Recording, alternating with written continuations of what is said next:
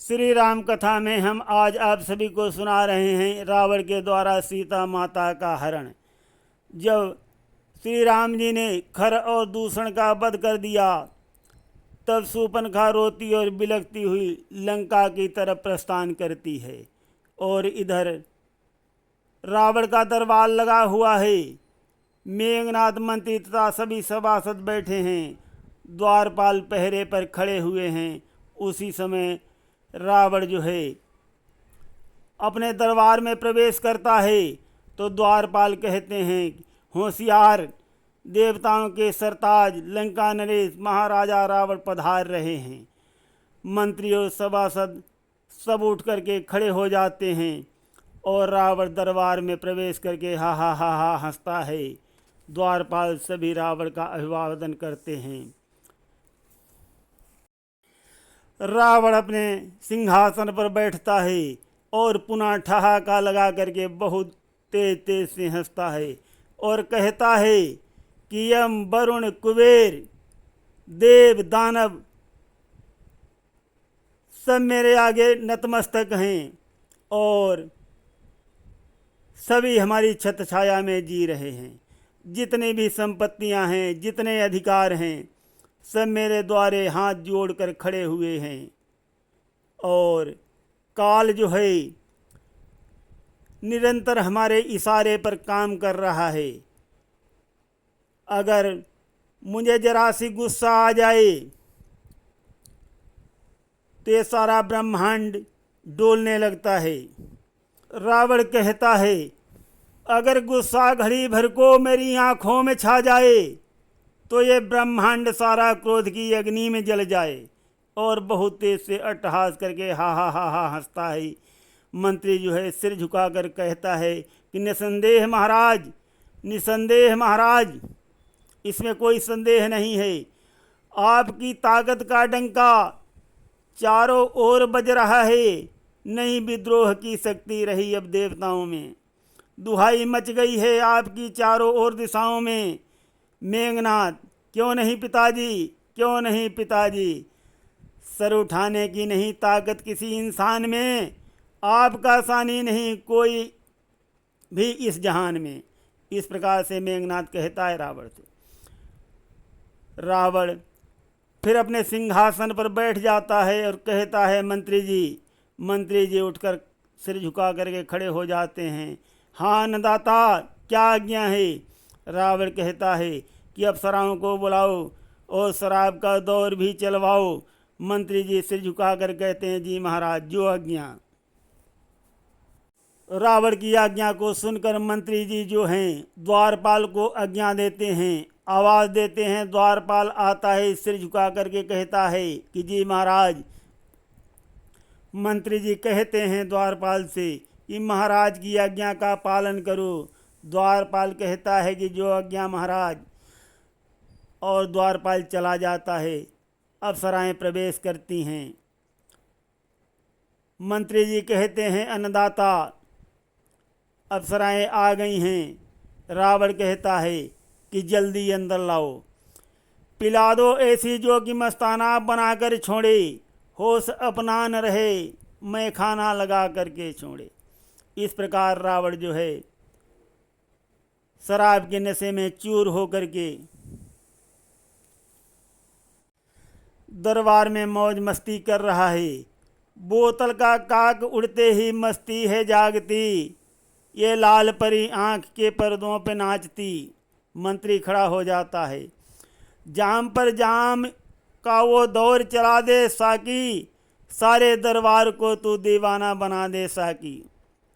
साकी पीकर शराब आदमी मस्ती में चूर है, होठों से तो जब लगाई तो गम दिल से दूर है। रावण हा हा हा करके हंसता है। देवताओं ने आज तक क्या मेरी ताकत जानी नहीं, आज सारे जगत में मेरा कोई सानी नहीं। फिर अट्टहास करता है रावण। धुआं देख खर दूषण केरा, जाई शूर्पणखा रावण घेरा, बोली बचन क्रोध करी भारी, देश कोश कई सुरति बिसारी। इसी वक्त शूर्पणखा जो है दरबार में प्रवेश करती है और कहती है, भैया भैया तेरा सानी पैदा हो गया है, तू तो शराब की मस्ती में चूर है और सो रहा है, और मेरी क्या हालत हो गई है, मैं मर गई हूँ, मैं मर गई हूँ। इस तरह शूर्पणखा जो है रावण के भरे दरबार में बिलख बिलख करके रोती है।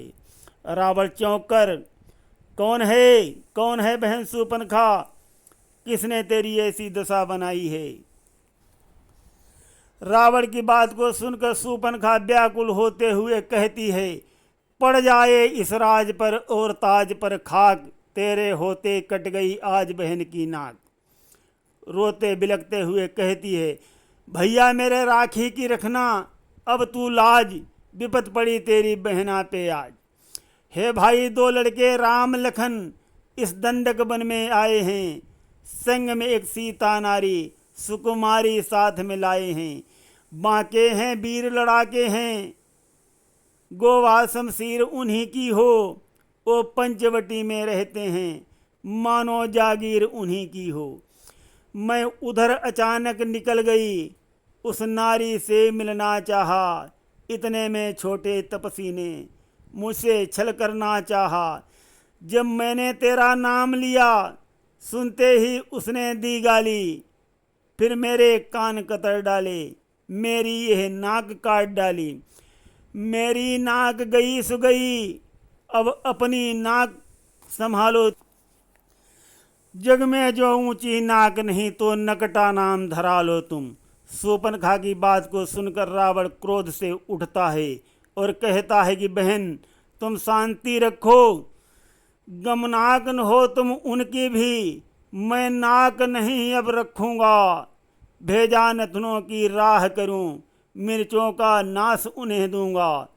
नारी की नाक उड़ाने में होती है नाक नहीं ऊंची, अबला पर हाथ उठाने में बंधती है धाक नहीं ऊंची। मैं चला नाक की सीध अभी, नाके पर उनको पकड़ूंगा, तेरी आंखों के आगे ही दोनों की नाक रगड़ दूंगा। सोचते हुए और फिर कहता है, ये समाचार ये दुराचार क्या खरदूषण से कहा नहीं, उनका तो वहीं अखाड़ा था, उन कुलभूषण से कहा नहीं। रावण कहता है, क्या तुमने ये बात खरदूषण को नहीं? शूर्पणखा कहती है, बताई है भैया, बताई है, पहले मैंने उनको ही बताया। शूर्पणखा कहती है बिलक बिलक, जब मुझ पर ये अत्याचार हुआ, पहले मैं वहीं गई और उन लोगों को मैंने बताया। वो दोनों सेना लेकर के आए और अत्यंत घोर संग्राम किया, लेकिन उस बड़े तपस्वी ने उन सबको सेना सहित वध कर दिया, उन सबका। शूर्पणखा की ये बात को सुनकर रावण जो है दरबार को बंद करने का हुक्म देता है। सुर नर असुर नांग खगमाही, मोरे अनु कहाँ को नाही, खरदूषण मौसम बलवंता, तीन ही को मारई बिन भगवंता। रावण चौंक जाता है और सोचता है, जब एक अकेली ताकत ने खरदूषण को मार दिया, तो फिर इसमें संदेह नहीं, नारायण ने अवतार लिया। अपना परिचय देने ही को दिखलाई ये युक्ति मुझे, इस लड़के कारण मिलनी है, पिछले ऋण से अब मुक्ति मुझे। निश्चय ही वे अवतारी हैं, तो बैर भाव मैं रखूँगा, दूसरे जन्म का बंधन भी उसके द्वारा ही तोड़ूंगा।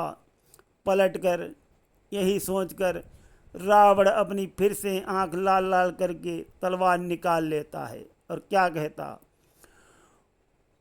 हूँ बेकट नाक कान फिर से, जिंदा रहें जमाने में, तो टूटे 20 भुजा मेरी, लानत है शस्त्र उठाने में। तुम बैठो थोड़ी धीर धरो, मैं दंडक वन में जाता हूँ, इस नाक काटने का बदला दोनों से अभी चुकाता हूँ। शूर्पणखा रोते हुए कहती है कि भैया अगर ऐसा होगा तो मुझे बहुत तसल्ली आएगी। रावण शूर्पणखा के पास आकर आंसू पोंछते हुए कहता है कि मत रो बहन, मत रो। उन मूर्खों को मेरी बहन की नाक काटी है, किंतु रावण रघुवंश की ही नहीं संपूर्ण अयोध्या की नाक काट कर ही दम लेगा। उन छोकरों ने रावण की बहन पर हाथ उठाया है तो रावण उनकी आबरू पर हाथ डालेगा और वनवासी सीता का हरण करके करेगा। ये कह करके बड़ी तेज से अट्टहास करके हंसता है रावण। रावण जो है अब सीता माता के हरण का प्लान बना रहा है। और आज हम प्रसंग को यहीं पर विश्राम देते हैं। सुनते रहिए आगे की कथा। मारीच वध हम कल सुनाएंगे। सुनते रहिए। धन्यवाद।